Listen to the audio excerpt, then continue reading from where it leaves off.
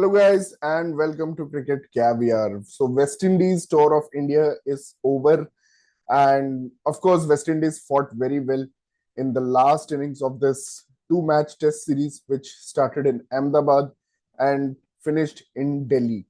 Now, coming to Ahmedabad Test, it was a green track prepared by India, knowing well that Shamar Joseph and Alzari Joseph were out of the series to start with, and India wanted to test out Mohammad Siraj, who had been well rested.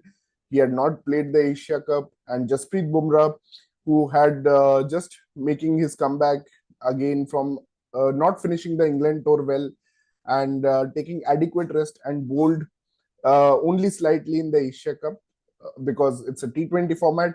And India were successful. I guess Mohammad Siraj started out, and again, Darren Sammy's selection, the messaging, that he's going to be the one who's going to change the West Indies cricket around, change the Test cricket around. West Indies had done decently in the last cycle. They had given fight to South Africa. They lost a Test match in Guyana by 37 runs. They leveled the series versus Pakistan, who is comfortably the second best Asian team, maybe Sri Lanka or third best Asian team. Okay, so there they had leveled the series 1-1. Jomel Warrican, Gutekesh Modi, Kevin Sinclair had played brilliantly, and even through two cycles, we had seen that under Phil Simmons, there had been a good progress by the West Indies side. They had won a Test match in Australia due to Shamar Joseph's heroics. And we had seen that Cavem Hodge was putting a great fight in England. Alec Athens was putting a great fight in England. But what happened, when it came to, India and Australia, they played Australia at home. So what happened is Darren Sammy came in. He was given charge of the Test team. He was earlier only responsible for ODI and T20, the white ball teams. But when he was given charge of the Test team, he made a lot of changes. He dropped Cavem Hodge, who had been averaging 28 in Australia, 30 in England, who had fought against the fast bowling of Mark Wood. I even told him that I've got kids at home. Uh, but that courage, that grittiness, which is required in Test cricket, which Cavem Hodge had shown on these two tough tours, was not rewarded. And it was said that, please don't hype a cricketer who has an average of 25, and instead they brought a cricketer who himself averaged 25, which is Shai Hope. And I am a big fan of Shai Hope and what he has done, but it's been a sorry tale for Shai Hope, because whenever I have seen him, he's brilliant ODI player. He has 18 Test hundreds, averaging above 50. He's a brilliant ODI player, but he just doesn't get the tempo of Test cricket. After 2017, where he scored twin hundreds in one Test match, it took him 8 years to score 100, and that came in Delhi. And these were the impositions of Darren Sammy. He totally failed in that Test series versus Australia. He didn't even get a 50. The only batter to get a 50 was Brandon King. Another imposition brought in by Darren Sammy that Brandon King will be a big success in Test cricket. That did not happen. And the other imposition by Darren Sammy was John Campbell as an opener. And, John Campbell didn't have a good series versus Australia. He, in fact, looked totally out of place, playing like a T20 batter or a one-day batter. And finally, he got his 100 in India. Well, hundreds are good, but if they don't win you games, they don't make you at least compete, at least make the other team sweat, then I don't think it's quite worthless. So yes, we'll be praising Shai Hope, we'll be praising John Campbell, but I'm not going to praise Darren Sammy. I think Cavem Hodge definitely deserves a spot in this squad. And what about Gutekesh Moti, who was the highest scorer for you in the tour to Pakistan? He was literally your highest scorer, saving you from number 9, and he didn't get a place here in India. I'm a big fan of Carey Pierre, but trying him for the first time in India, I think it was a bit unfair to him as well as to the West Indies. And, this was quite predictable without Shamar Joseph and Alzari Joseph. You just had, Jaden Seals, who was a powerful force in the fast bowling department.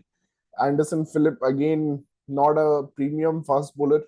And, Johan Lane, who played the first test, Barbados guy. I always love Barbados guys, but again, not a premium fast bowler. I mean, he's a young fast bowler and he has lots to cover, but it was not going to happen. What I was really disappointed with are some of the shots that I'm going to highlight in the Ahmedabad test match. Brandon King leaving the ball and getting bowled to Mohammad Siraj. Now that's where I think this tour started, disintegrating for West Indies, because Brandon King has had similar dismissals versus Australia, where which was a very bad series for West Indies, and there also Brandon King was getting out, getting bowled, and even though he was praised for that, the only person to score 50 in that series, that again was quite meaningless, because West Indies, to be honest, despite the spicy pitches and despite the brilliance of Shamar Joseph, couldn't bat enough time versus Australia. Even the end result was so bad that they were bowled out for 27 all out. And this was never the case when Phil Simmons was in charge. West Indies, despite the limited resources, despite the drain to T20 cricket, they always had some guy who would stand up and resist for West Indies, be it Joshua De Silva, be it Craig Brathwaite, be it Cavem Hodge. They would always have that player who would resist. But there was no resistance versus Australia. There was no resistance versus India, except for that last innings, which was quite fruitless. As you can see, it was a comfortable 121 chase for India on a pitch that did not deteriorate. It remained a good batting pitch throughout the 5 days. And kudos to West Indies that they could stretch India to 5 days, but the pitch did not deteriorate at all. So at the end, this was a series which did not get, which was not highly engaging, which did not get viewership. If West Indies had some of those players which I'm talking about, I'm happy with Justin Greaves, how he performed. I'm happy that Darren Sammy was forced to bring back Ali Cathenis, who was, left out versus Australia. He was forced to bring at least one of the products that Phil Simmons, as a coach, had invested in. And he brought back him, and he again showed that he was such a class player, except for a few moments of lapse of concentration. I think he scored a brilliant 40, Ali Cathenis, and he should have played both tests, but unfortunately played only one test. Now, the fight from the ball, I mean, Roston Chase, another one of the impositions of Darren Sammy. He was suddenly made the test captain, and a lot of big things were expected from Roston Chase. He's been a very good, in the past, he's been very good in the test format, and a lot of good things were expected. But I don't think even Roston Chase accepts his own captaincy in this scenario. The way he was, jettisoned into the team and asked to, play with his own team, like select new players out of the blue and play with them. I don't think he accepts the captaincy till now. I don't think he has adjusted the life of a captain of West Indies cricket. And that clearly shows in all his batting performances, even though there were glimpses of some shots, some Caribbean flair. I think that long, gritty knock from Roston Chase was missing in both these series versus Australia and West Indies. And with that impact with the ball, we know him as such a tight line, wicket to wicket, line and length spinner. I think he has failed to deliver on that discipline as well, because whenever, Harry Pierre was controlling the runs or Jamel Warrican was controlling the runs, Roston Chase would always come and leak the runs. In fact, with the amount of bowling to do, he bowled very less percentages of overs in both the games. So, in India, you expect your off spinner to bowl a lot. Especially India had so many instances when Jaiswal and Sai Sudarshan, two lefties, were batting, and still we didn't see much of Roston Chase bowling. We still saw Harry Pierre pick wickets versus left-handers. We still saw Jamel Warrican pick wickets versus left-handers, but not Roston Chase. So, overall, I think West Indies cricket, in the name of overhaul, in the name of transition, in the name of revamping, did a criminal thing, and they are getting punished for it because if they had stuck to the players they had invested in the last cycle, I think only one player they have stuck with is giving them those rewards, and that is Justin Greaves. He again scored 40s in both the innings and showed a lot of fight. And kudos to the tail of West Indies, like Anderson Phillip. He's always been a wild card kind of player, but he showed a lot of fight, batting 93 overs. And Jaden Seals, batted so many overs at the end. Harry Pierre always hung out. He was brilliant too. But I don't think this was the right time to influx so many new players into the team when you had already invested in a squad for the last 2 years, which is the WTC cycle 2023 to 2025.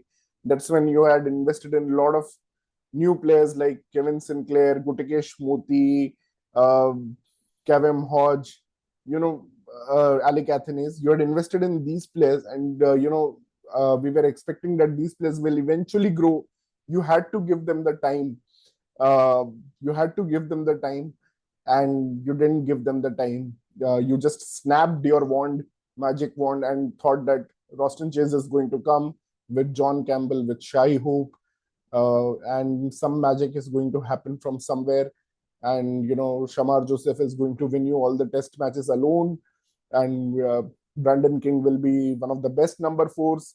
So all of those things that Darren Sammy imagined or visualized have turned out to be wrong. So now I only hope that they take a relook at their strategy. They have played with pride, but it's just that there always seems to be some change, unnecessary change, that stops the progress of West Indies cricket. And you take a step forward, you take 2 steps back. So that is my assessment of West Indian. We'll do a separate analysis of the Indian part. But thank you so much for watching this video. Please do like and subscribe our channel. And West Indian fans, please do share your comments about West Indies test team. And also Darren Sammy made some excuses like, I'm glad if a player accepts my selection call. What do you think are the root causes for that? Is it money? Is it too many T20 leagues? What do you think? Please let me know in the comments. Thank you. Please do like and subscribe our channel, Cricket Caviar. Good night from Shikhar.